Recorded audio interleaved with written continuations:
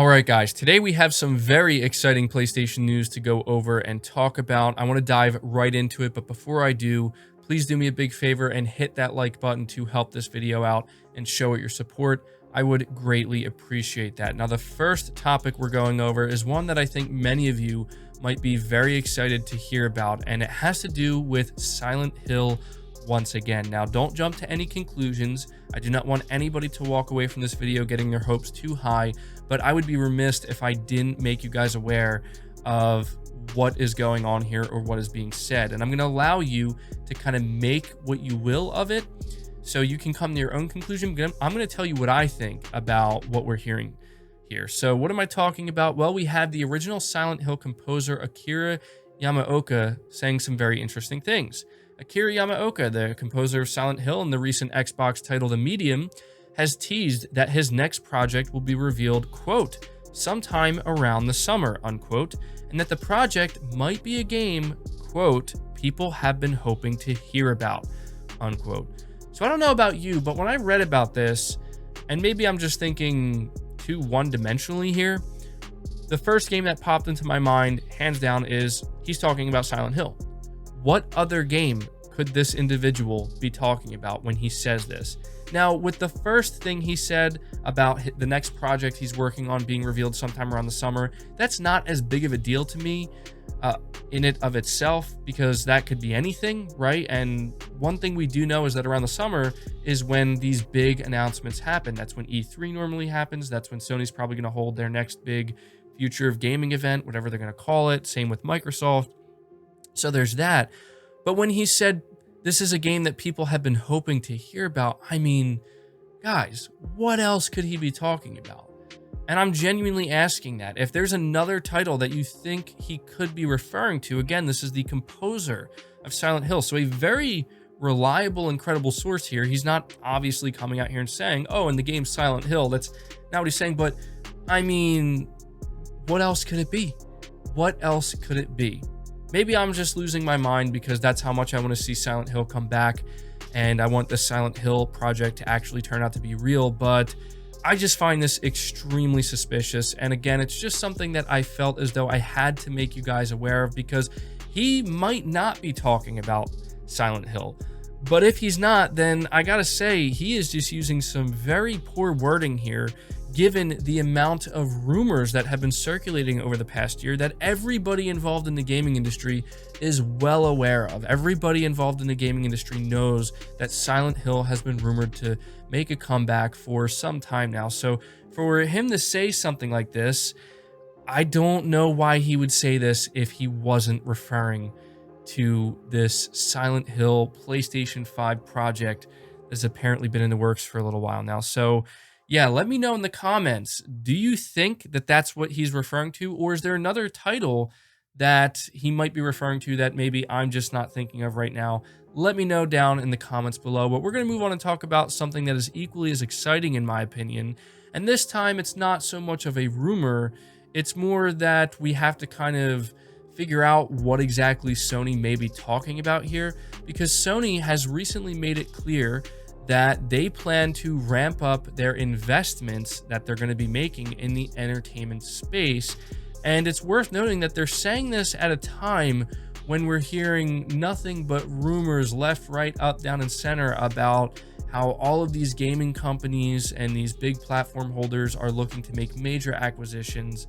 It is worth noting that that is, happening right now. And this is the time when Sony says something like this. So it says here, Sony just delivered their financial results for the quarter ending in December 31st, 2020. And surprisingly, it was a good 3 months for the electronics and video game manufacturer. Sony's Q3 revenue was $25.6 billion, and their net income was $3.5 billion, up 20% year on year. This was largely due to the release of the PS5 and the overall strength of their gaming business, which generated income of $743 million in Q3 alone.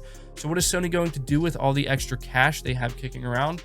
It seems they may be planning to do some shopping. In their Q3 earnings press release, Sony says they plan to spend an excess operating cash on investments in the entertainment space. They specifically say they will increase spending as part of their upcoming 3-year mid-range plan compared to their previous mid-range plan.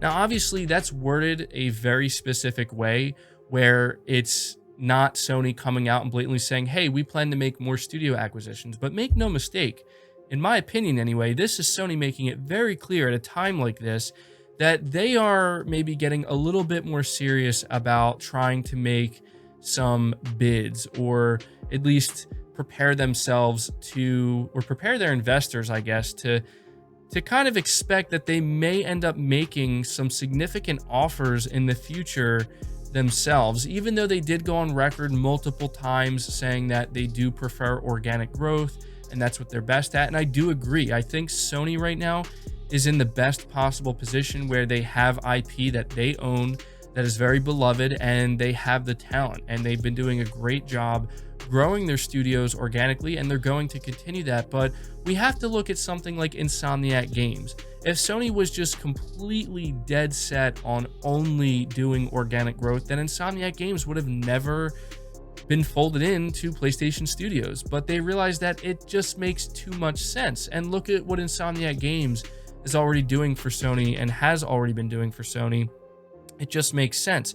Now, I think it's likely that Sony's going to acquire Bluepoint Games. I think that they could try to acquire Kojima Productions potentially, maybe Housemarque if Returnal ends up being a big success. But when it comes to like the bigger investments, well, that's kind of what I think Sony might be talking about here. We can't underestimate, Sony, not Sony, but Microsoft and Google and Amazon, and the amount of capital they have to just be able to go up to any of these established gaming companies that own established IP and make an offer that they simply can't refuse.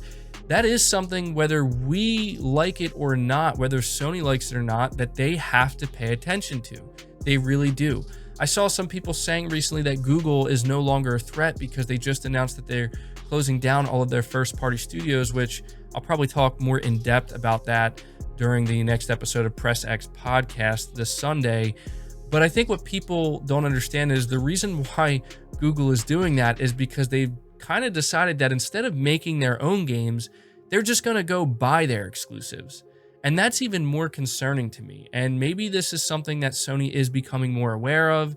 Obviously, we have Microsoft. They acquired Bethesda. Microsoft has made it clear that they are not stopping with Bethesda. So I think, putting organic growth aside, Sony needs to be part of this conversation. And I think that may be why they're saying this, because they need to make their investors aware that we're going to be spending, a good chunk of this change. Now, they do say entertainment space. They don't specifically say gaming.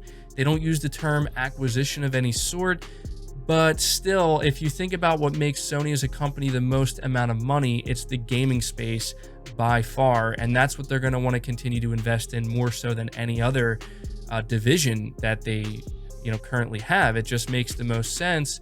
And so, what I'm getting from this, and I could be reading into it too much, but I don't know. I think that this makes, the chances of Sony acquiring some studios, maybe more than one, maybe a bigger studio than we were expecting, more significant, more likely than we may have originally thought. I do think the timing of this is the most telling aspect of it. I do think the fact that we're hearing these rumors, we're hearing about all these major acquisitions that are apparently going to take place in 2021, and there's all these conversations going on behind the scenes. I just highly doubt Sony is going to just sit back and be like, oh, we'll see what happens. I don't think they're going to do that. I don't think Sony's just going to sit back and let Microsoft, Google, Amazon, and potentially Apple just buy up all of these companies, all of these IP.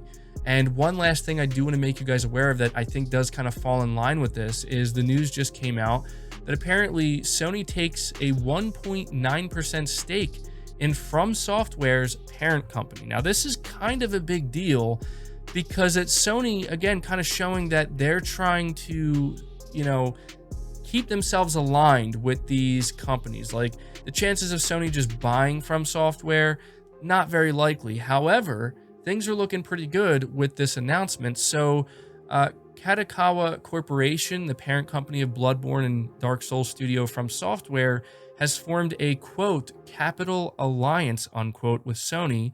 And this was announced on Wednesday. This is pretty significant because Sony has already kind of shown previously that they have a pretty good relationship with From Software. I mean, look at Bloodborne. I think that what this does is it just makes it clear that Sony is trying their best to kind of get closer to these companies, to these IP holders and owners, just so that way they can kind of like fend off, you know, any potential acquisition of any sort. I mean, Sony's trying to be strategic here, is what I'm trying to say. So whether or not this means, oh, now it's more likely we're going to get a Bloodborne 2, or now it's likely that Elden Ring is going to be exclusive on the PlayStation, I don't know that that's what this means, but it definitely means something. And there's a reason why Sony did this, and it makes sense. It makes sense. So anyway, guys, that's going to do it for this video. I know that I rambled a little bit, but I find all of this incredibly interesting. Things are really starting to ramp up and heat up, and it is worth noting that I think some really big things are going to go down this year, and